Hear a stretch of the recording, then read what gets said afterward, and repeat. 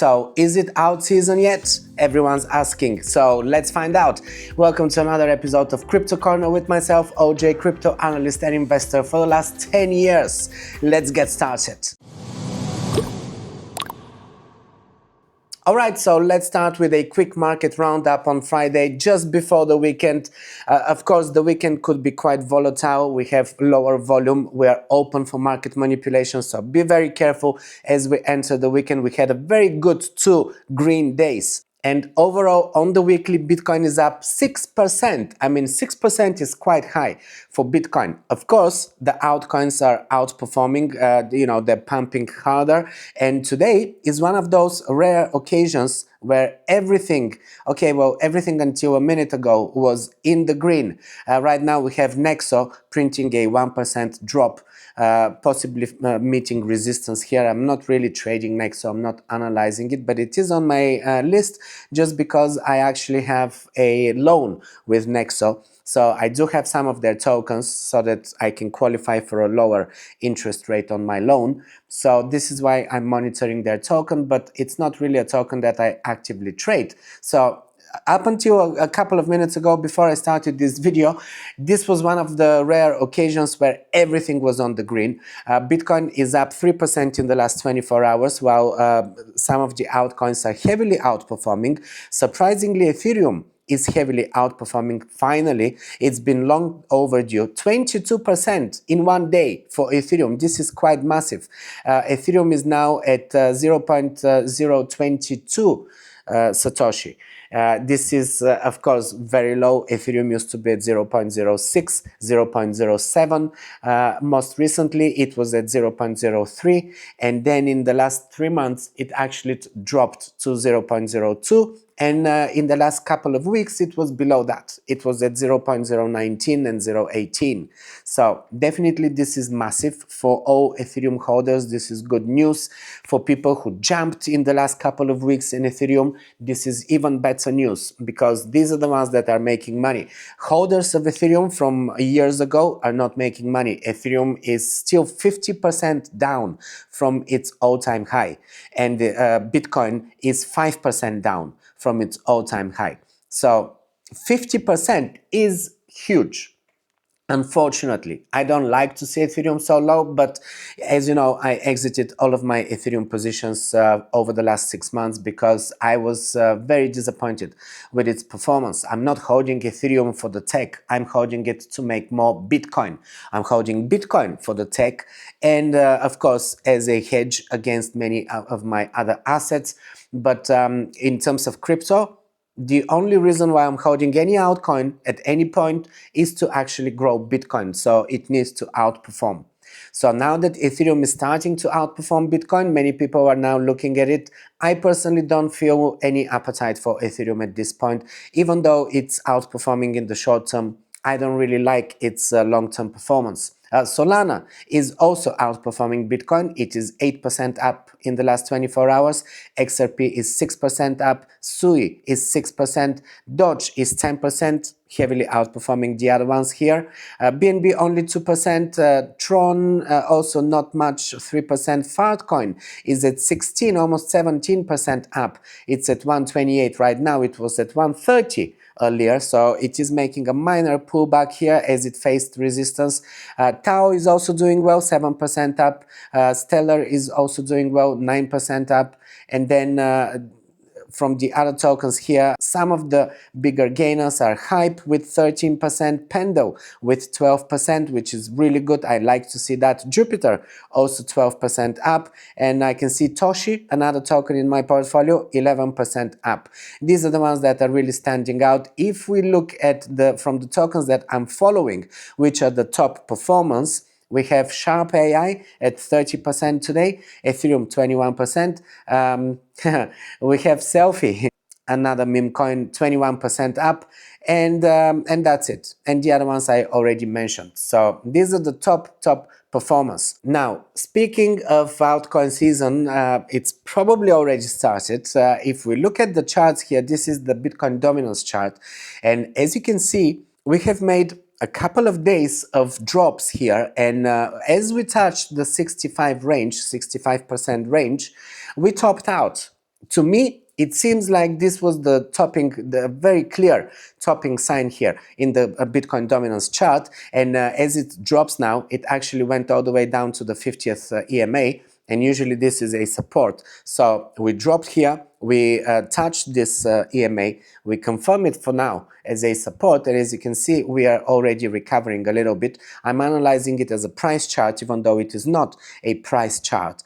This is the Bitcoin dominance, so we're talking here of percentages, not really price. But I personally feel that with this drop here, with this rejection from the resistance, we are now going to stay around this 50th moving average, which means that most likely also the price is going to stagnate, it's going to consolidate and go sideways, which is really opening the door for a proper out season to begin.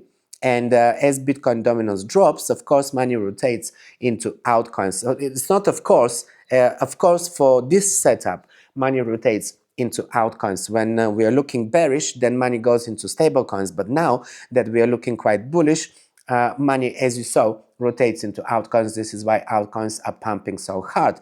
If we look at the CoinMarketCap altcoin season index, which is a metric that they recently added to their interface, which is very good. I was using the token metrics metric, which is also very correct and easy to spot and everything, but not many people are using token metrics, mainly because it is a paid service, and it's great, you know, all of the metrics they provide, so it's definitely worth getting that paid service if you're going to be analyzing cryptocurrencies, if you're an investor or trader, of course. But for those who are not having that service, you can just go to CoinMarketCap and check out their altcoin season. So currently we are at 38. So we are really approaching altcoin season. According to their metric, we are not yet in altcoin season, and I would agree with that. We did have a nice couple of days of pumps, a nice couple of days of drop here in the Bitcoin dominance, pumps in altcoins, but that doesn't quite indicate that we are ready for a full-on out season. Bitcoin, first of all, has to consolidate, so it has to slow down, and it looks like it will. That's one that I need to see from Bitcoin in order to really consider out season. And the second thing is that this dominance needs to drop even lower. I would ideally want to see Bitcoin drop below 60%, and then we're going to see a proper out season. So for the time being, things are looking bullish, things are looking ready. As you can see, last week we were at 18, in terms of Bitcoin season, out season. Last week we were at 18 and 17%. So this was, according to their index here, this was heavy Bitcoin season. Now that we're at 35, we are really approaching the middle ground here. So we are kind of getting to the middle. And very soon, I assume, we are, and actually here, the altcoin season index looks like the line is crossing over into out season already crossing over into out season. Definitely, overall, the direction is towards out season right now. So this would be a good time to diversify. If you are holding mostly Bitcoin and you want to be safe and go into altcoins only when it's safe, I would say now is a good time.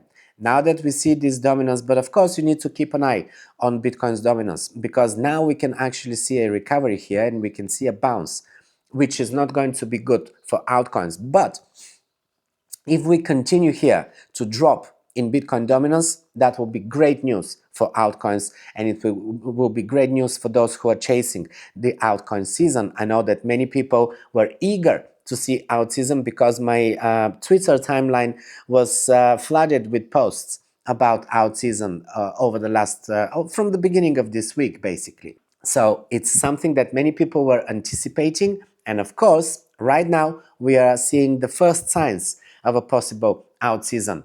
Get ready, guys. Now, a quick overview of the news today. Tangem, before I forget, this is one of my posts and I'm directing your attention to it because Tangem Wallet, as you know, one of the wallets that I'm using all the time, they look like this, like credit cards, really the most convenient and easy to use wallet. Also I have the Ring. This is also a wallet, a crypto wallet. I travel with this thing. They have a 15% discount for another week. So up until the 15th of May, you can get 15% discount with Tangem, which is great because Tangem is one of my most favorite wallets, purely because it's so compact and easy to use. And of course, their innovative approach to combining top-tier security with unparalleled convenience and portability, which is important for me as I travel all the time. Unlike traditional hardware wallets that need cables and batteries or complicated setups, Tangem offers NFC-enabled cards. NFC means that function on your mobile phone where you just touch and you pay, like in the shop or anything like that. Well, this is the same thing. Every time you need to approve a transaction, you literally just touch the card, you tap the card to your phone, and that's how you approve a transaction. So it makes it so easy, so quick, that it's perfect for on the go. And of course, the card fits in your standard wallet or the Ring. You can just carry it. To be honest, the card is probably faster to use than the Ring, because with the Ring you have to actually take it off your finger. You cannot use it while it is on your finger. It would be quicker that way, but you have to actually take it off.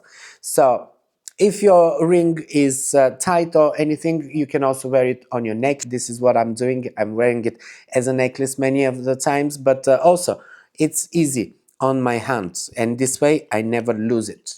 And when we talk about security, they use EAL6 Plus certified chips, which is the latest security. They're used in biometric passports, they're used in banking cards. They ensure your private keys are generated and stored safely inside the device, and they never leave it. And also, unlike other wallets, you don't have to set up a seed phrase with this one. You have the option to do it, and you can write that seed phrase down just like you do with your other wallets, but you can also opt for the seed phrase to be generated without being displayed. It's only going to stay in the cards, and even the Ring also comes with 2 backup cards, so you actually have your backup in separate cards rather than on pieces of paper, right? So this way, you don't even have to know your seed phrase. You can set it up without knowing. Nobody can know that seed phrase, and you have 2 or 3 cards. It's your choice. I personally prefer the 3 cards because it's extra backup. You can leave one of your cards with your parents, another card in another house that you have, and the third one could be with you all the time. Or you can even put them in deposit boxes like people do and everything. It's up to you. But definitely, this is one of the safest and easiest and most compact hardware wallets that I cannot stress enough how much I love this wallet, because I'm using it every day. And you can store pretty much every cryptocurrency out there. More than 80 blockchains, and I'm storing Casper, for instance, here, that pretty much no other wallet was supporting when I first bought Casper. We're talking thousands and thousands of cryptocurrencies, and everything is being done with just a tap on your mobile phone. You navigate it with a mobile phone application, just like you do with all of your other hardware wallets. And it is one of the cheapest, but not only that, on top of the fact that it's one of the cheapest, you even get 15% off now. Only for a week, up until the 15th of May, so definitely go check it out. You can check out this post here that I posted just today, this article on my blog, and you can find out more about it. You can also watch one of my previous videos where I talked about Tangem and all of the features and everything if you're not familiar with Tangem. And if you're already familiar with it, just go and get it right now, because you have 1 week until this offer expires. All you have to do is apply the special coupon Crypto Corner at checkout. That's all. You don't even have to use a specific referral link. I do have my referral link in the description below, or you can scan this QR code, but you can just go directly to their website, pick the product that you like, and as you go to the cart, just at checkout, apply Crypto Corner coupon, and that will automatically give you the 15% discount. Okay, and now a quick overview of the top headlines today. Coin Edition is saying Bitcoin dominance signals top as Banana Zone phase nears. Banana Zone is what they call Altseason. So yet again here we have a lot of excitement about this Altseason. And not surprisingly, many people have been desperate for an out season. Many people have been holding altcoins for so long, and they're still in the red with these altcoins. An out season will definitely be very welcome here. Now, Being Crypto is actually warning us that over $3 billion in Bitcoin and Ethereum options are expiring today, opening the possibility of a very volatile weekend coming ahead. And just a few details from this article. According to Deribit data, approximately $2.65 billion in Bitcoin options are set to expire today. The maximum pain point for these options is $94,000, accompanied by a put-to-call ratio of 1.05. This expiration includes 25,925 contracts, slightly fewer than last week's 26,949. Also, Ethereum sees the expiration of 146,591 contracts, lower than last week's 184,296 open interest. These expiring contracts have a notional value of $364 million. So definitely with all of these options expiring, we have to be on the watch out for volatility. I'm expecting volatility over the weekend anyway, because we are having much less trading volume. And of course, whales and just people with huge accounts could actually use this to manipulate the market. Now that Bitcoin had such a strong rally over the last couple of days, a pullback is inevitable. So this pullback could actually be quite sharp, liquidating a lot of stop orders as well. This is usually what we're seeing happening. A lot of the times we're seeing these sharp moves on the way up as well as on the way down, taking a lot of liquidity. So a liquidity grab is to be expected over the weekend. This is definitely one of the warnings. Now, with the bullish sentiment that has returned to crypto and Bitcoin in particular, of course, we start seeing again some very bold projections on price and everything. The Daily Hodl here is reporting that $500,000 for Bitcoin, according to some analysts, is now more realistic than it sounds. I'm not going to go into this article. I don't really like to dig deeper into this kind of bold predictions, because a lot of the times they're made for sensational headlines and everything. Crypto News is warning us that EU, the European Union, plans to track crypto transactions even more for more transparency. Now, the EU is already tracking crypto transactions.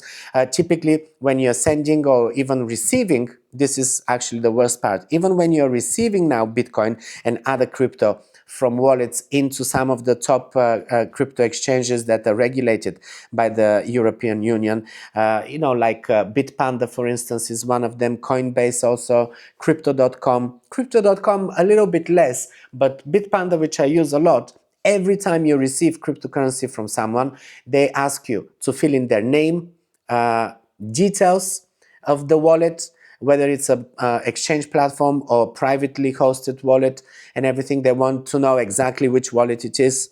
So you have a drop list of pretty much all of the brands, and you have to find exactly the brand and everything. It's becoming really detailed. And this article is now warning us that because of money laundering rules, we are going to see even more of these regulations, and we're probably going to be filling in even more details about every transaction. So there is nothing private anymore. There's no anonymity. Crypto and anonymity is a thing of the past, according to the European Union. Of course, there are still many countries that respect anonymity in crypto and everything, but from next year, or from 2027 actually, they plan to completely ban privacy coins.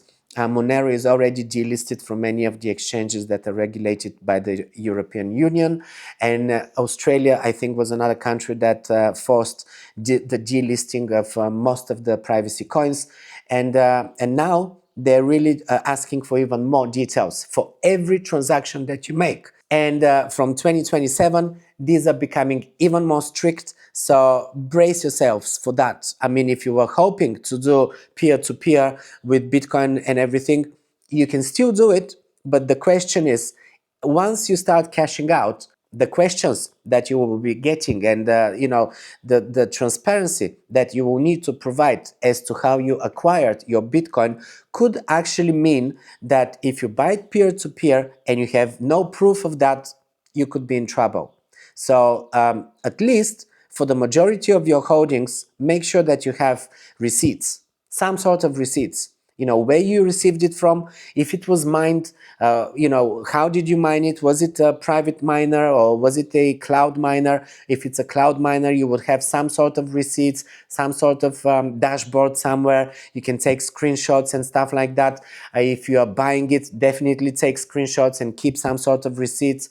So I would advise you to try and get as much as transparency as you can on your Bitcoin transactions, because the time is coming where selling Bitcoin is going to be highly monitored, and you will have to be able to prove for every little sale, even if it's just a few $100s of Bitcoin that you sold, you might have to prove where it came from. So make sure to start keeping track on these things. I had recently Bitpanda was investigating me because as you reach a certain threshold, a certain amount of money, in my case, probably it was 150K, or maybe it was higher. I'm not sure exactly what, they don't tell you what exactly is the amount, that as you reach that amount, you trigger algorithms and they start investigating you, and they wanted to know transactions from 5 years ago, from 2019, transactions on Litecoin, transactions on Bitcoin, and Dash, a cryptocurrency that I haven't used since then. Pretty much, I forgot about it. They wanted to know about these transactions. They wanted to know where they were coming from or going to, where was the cryptocurrency bought, because I didn't buy it in Bitpanda. I moved it from Poloniex, one of the exchanges. So, stuff like that. So I had to really dig into my history and find screenshots and things like that, or take screenshots to prove to them. And this was not very easy. And I typically keep track on everything. So if you don't keep track, guys, you could be in trouble. Just something that you need to be aware of.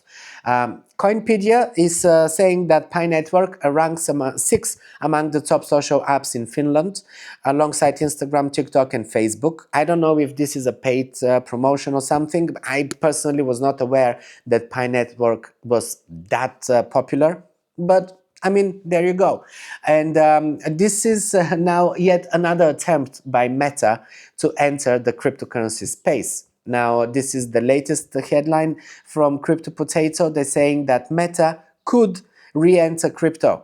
According to Fortune, the company is in discussions with firms to deploy stablecoins for payout infrastructure. It comes 3 years after Libra, or later it was rebranded to Diem, their cryptocurrency that they wanted to launch, collapsed and failed basically, and they gave up on that project. So we'll see how this plays out, but it's possible that Meta, Facebook, Instagram is going to finally have its own cryptocurrency. And the last headline from today that I'm going to quote here is that Arizona is now having its own Bitcoin state reserve. They basically managed to take advantage of a law that allows them to actually claim or just hold unclaimed Bitcoin and other digital assets and use it in their digital asset reserve. And that new law is now allowing for the state to claim ownership of abandoned digital assets if the owner fails to respond to notifications within 3 years. Is that really fair? I don't know. What do you think? Let me know in the comments. Well, this is everything for today, guys. I'm not going to make this video any longer. Thanks for staying until the end. Hopefully, this brings you value. And in my next video, we're going to go through the charts and we're going to look at prices and talk about target price and everything, because today it's going to be a really long episode if I do that. So let's do it next time.